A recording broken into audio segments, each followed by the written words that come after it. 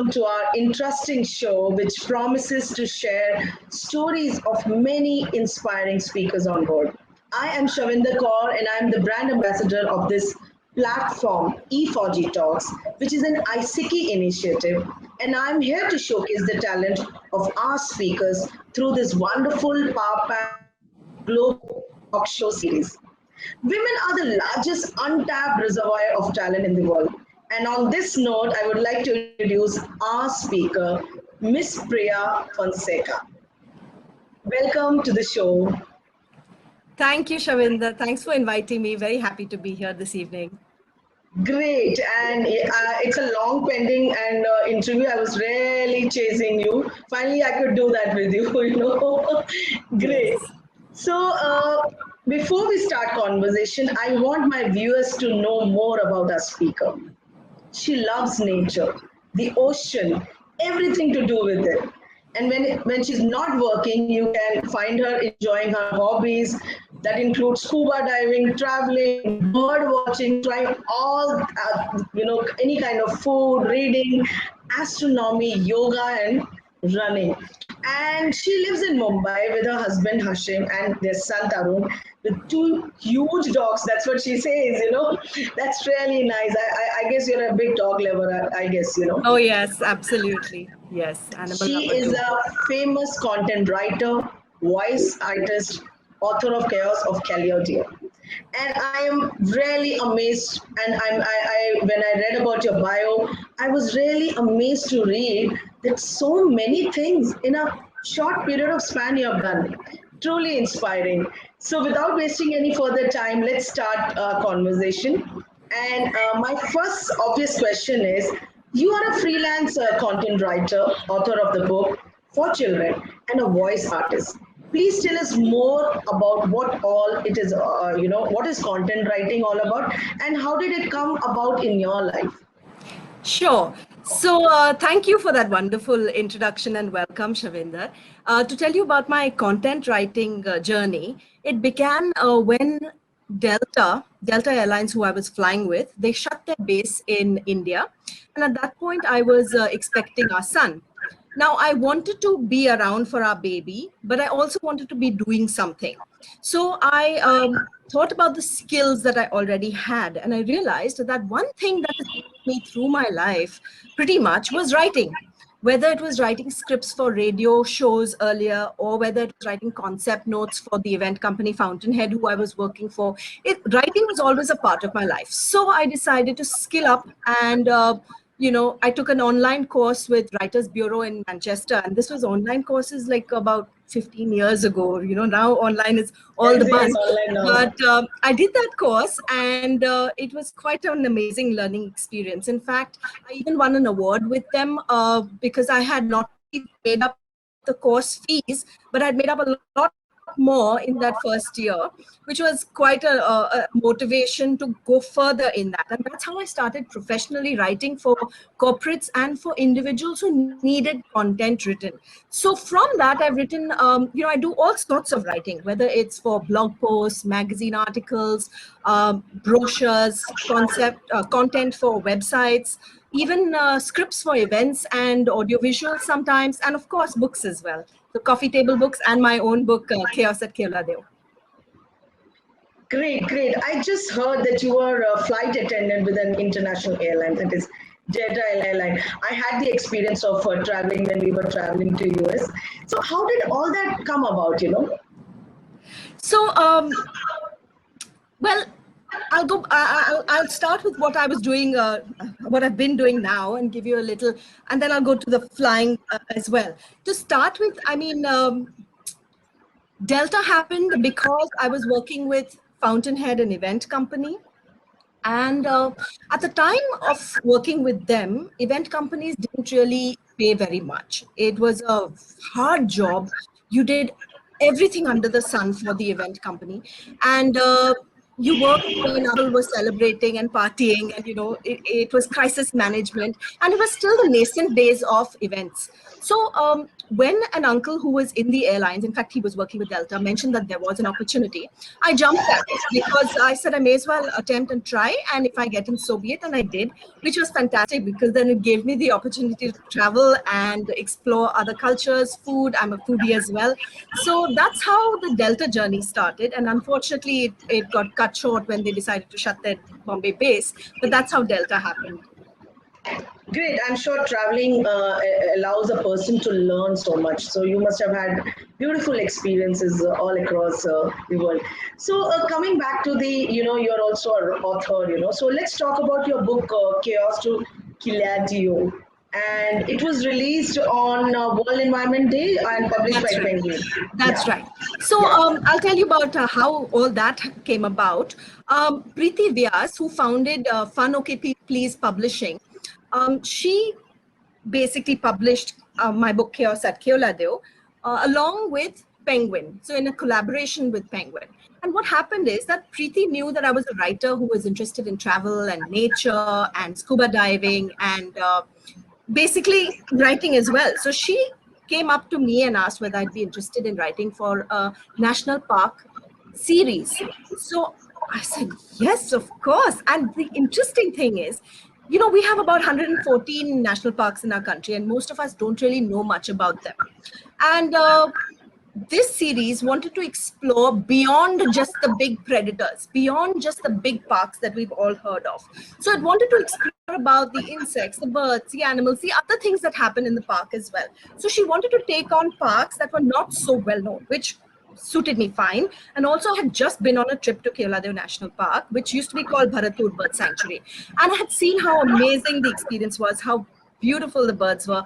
And I said that would be a perfect setting for a book. And that's how I said yes to, taking on the project. And it turned out to be such a wonderful, one of its kind book because it's not just fiction, it's adventure, it's mystery, it's travelogue, it's a birding guide, it's an encyclopedia, it's like all of that in one. And the wonderful part was that I actually had a mom and her son take the book into the park. They went on their own trip and they used the book as a birding guide. That was such a wonderful thing to hear of, and the review has been great. So it's been a great experience writing Chaos at Keola and all that comes with it. That's absolutely commendable, especially when you get that kind of review. People are using it practically. That's definitely very inspiring. And so, what's the next book in the series about? Okay, since it is a series, the next one, and also because I am a lover of the ocean, and I'm a PADI advanced scuba diver. I have a certificate, and I love the ocean. So we were thinking to go with another area, another national park that really people don't even realize in this country, that India has marine national parks. So we wanted to base my story around a marine national park in India. And I was supposed to, in fact, visit the Mahatma Gandhi National Park, the Marine National Park, which is in the Andamans. And this is just when COVID hit us and I couldn't go. But I do hope that this book comes around soon because, we have incredible marine life and children and adults both would benefit from knowing more about all that we have in our oceans and the seas right here in India.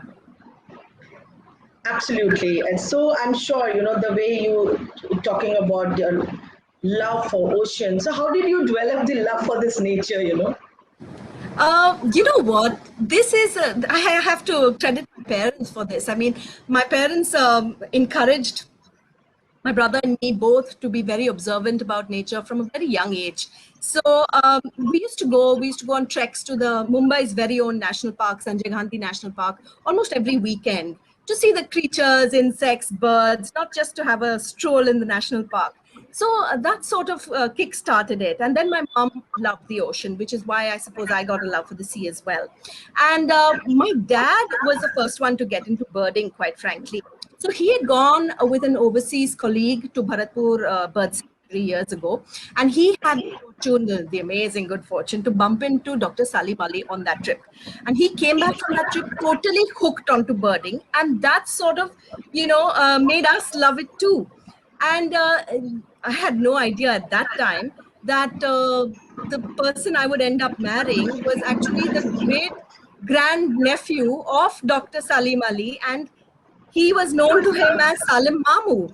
So Salim Moizuddin Ali is part of our family, and my father-in-law has been on many trips into the jungles with Salim Mamu. It's a pity that I didn't get to actually meet him because he passed away just before I met Hashim. But yeah, that my parents were the ones who got us hooked on to travel and nature and the outdoors.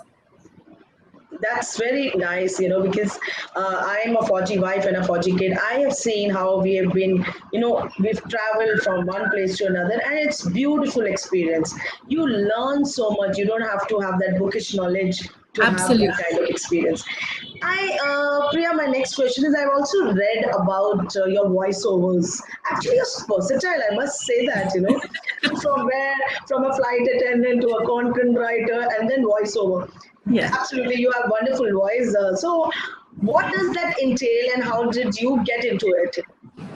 Voicing happened for me quite by accident. I mean, at that time, there were no courses as such that one could go and study to be a radio jockey.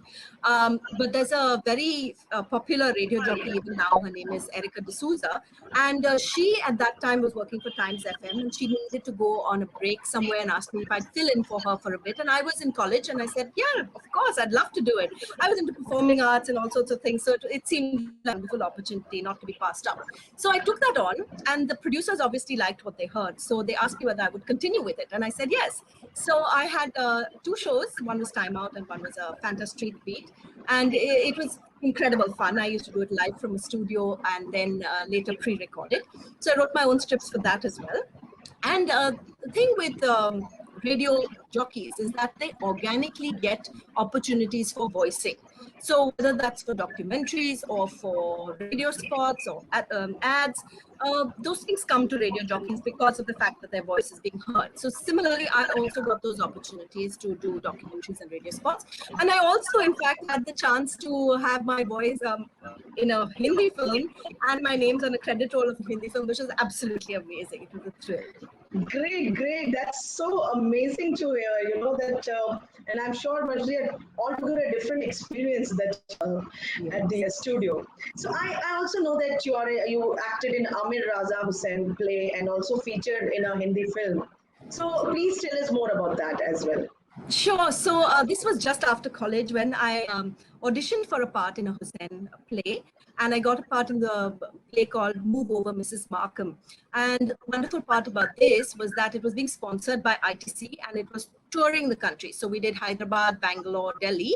And in Delhi, we did a performance for the late President Dr. Shankar Dayal Sharma. And it was a complete honor to be, on a stage in the Rashtrapati presenting for the president of the time, and it was amazing. The experience was fabulous. Even acting with other names like Mrs. Kamini Khanna and Aditya Hitkari and Yashwant Singh and Virat Talwar, who is Amir Raza Hussain's wife. So that was a brilliant experience, and I got to travel and interact with people there as well. The other opportunity that you mentioned, which is the film, that had more to do with my skills as a voiceover artist, not really stage actor.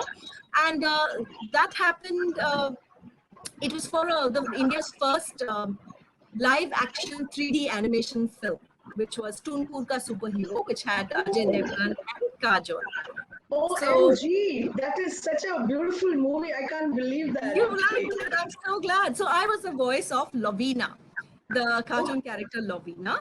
And it was quite an experience because I had to dub in a studio that Bollywood stars dubbed at.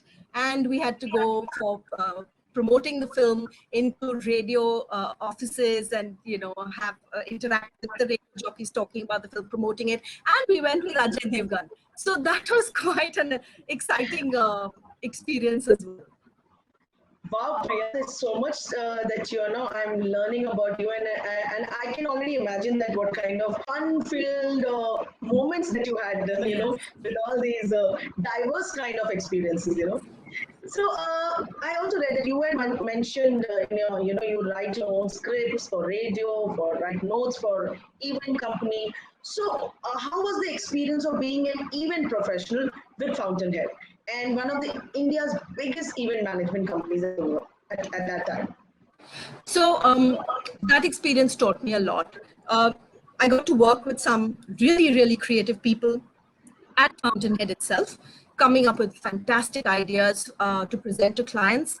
I was given the opportunity to go and meet clients of different corporations, and it was an amazing experience because I would come up with the idea, flesh the idea out, make the presentation, meet the client, actually go back and come up with the cost, send the cost, get it approved, and then create the entire event. So then absolutely look after the production of the set, see that the event goes well. It's all crisis management, no doubt.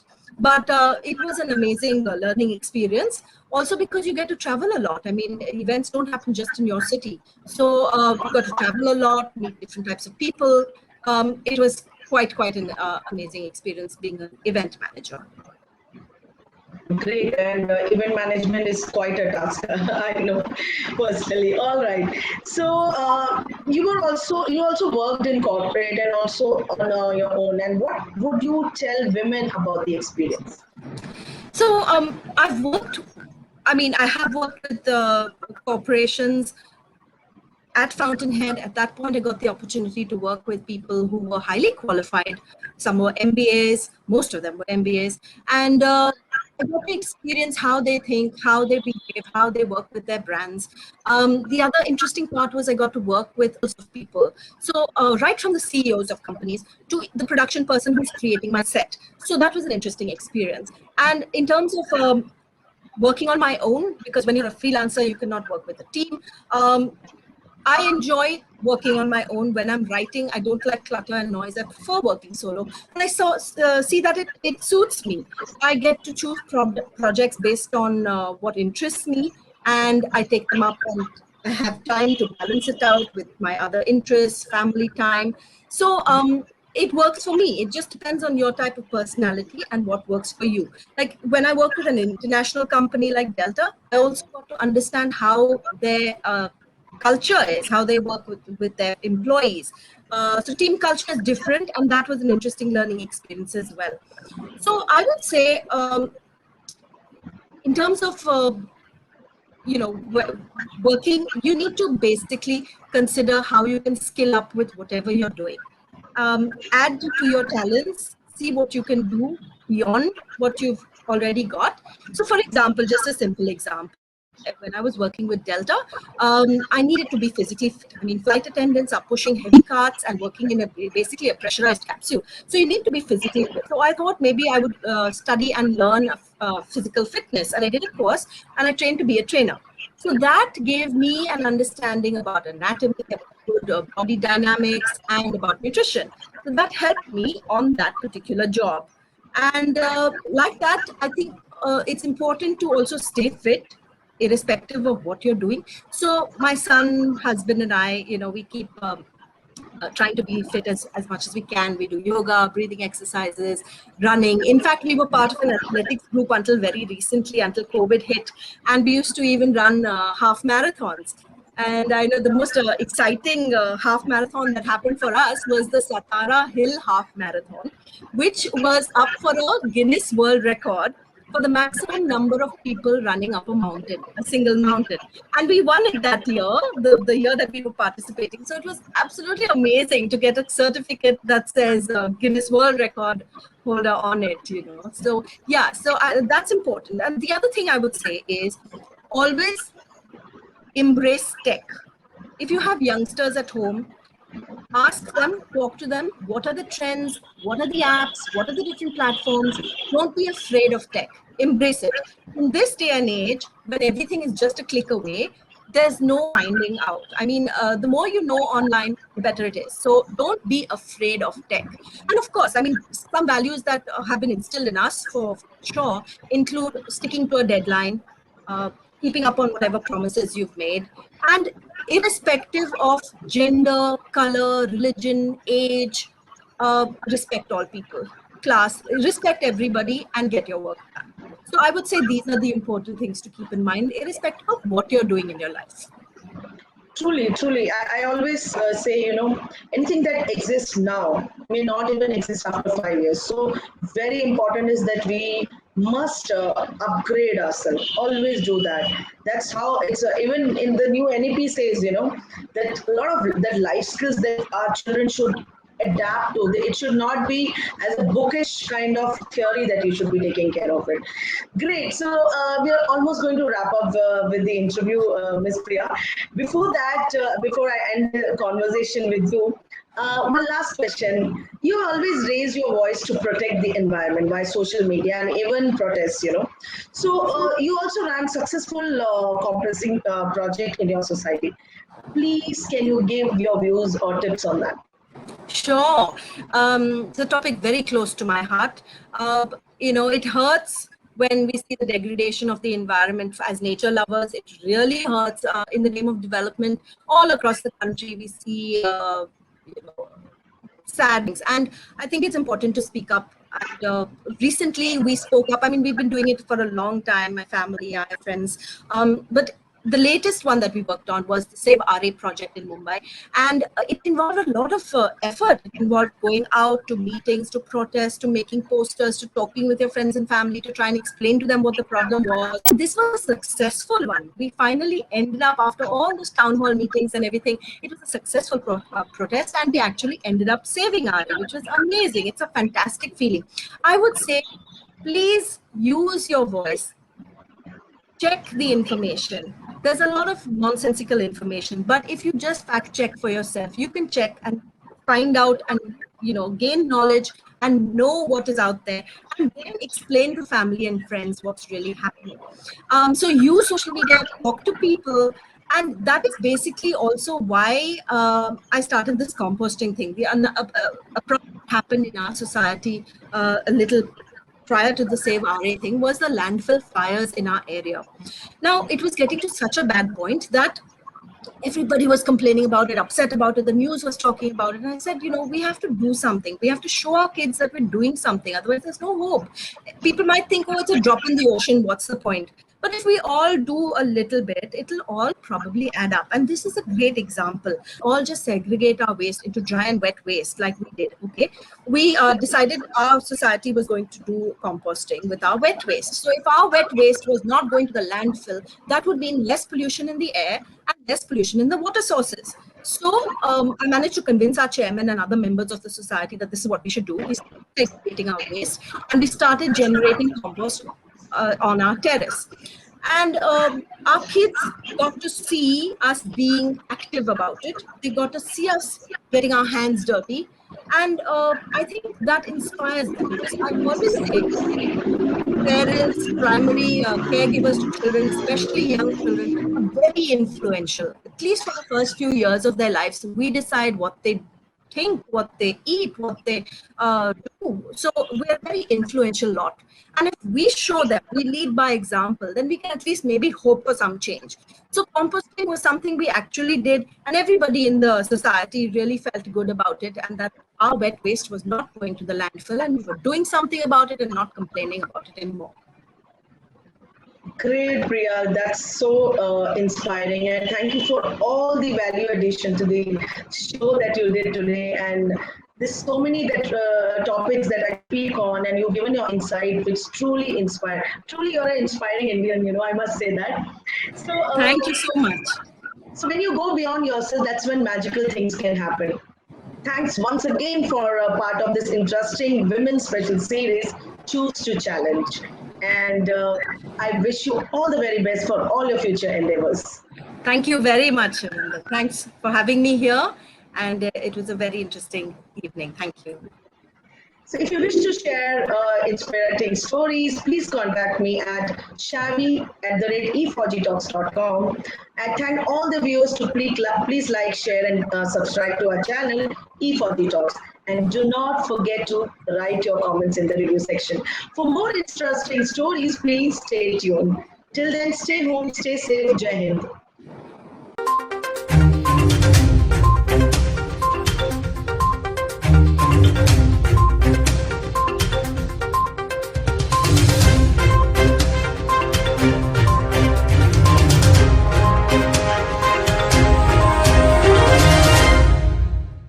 Efauji Talks is brought to you by IESECCI. Indian Ex-Defence Service Employees Chamber of Commerce and Industries. Thanks to its vast veteran network and global and pan-India associates, IESECCI can carry out various commerce facilitations and CSR projects across India and the world. Some of IESECCI's core capability areas are Skill India, Atmanirbhar Bharat, Digital India, any ex-serviceman welfare or job program, Swachh Bharat Abhiyan related projects, telemedicine and healthcare training and job scheme, Save Water scheme, defense industry SME, MSME cluster and hub development, maritime training and inland water training with job facilitation, Canada study, job and permanent residency opportunity, e-commerce, Andaman and Nicobar commerce opportunities. IESECCI's global reach includes countries like Indonesia, Slovakia, Canada, Nepal, Singapore, Rwanda, USA, UK. Above all, it is IESECCI's effort to create a veterans brand made by the veterans, for the veterans and made up of the veterans. Every Indian's support is invaluable in this journey. IESECCI is a registered society for ex-servicemen's welfare and envisions that every veteran should be a part of India's economic growth story. It is the aim of IESECCI to create an enabling commerce platform that will empower and synergize the veterans' talent pool. This is possible only with the support of entrepreneurs, businesses and consultants from civil society. All proceeds, if any, are utilized for the welfare of ex-servicemen and for public charity.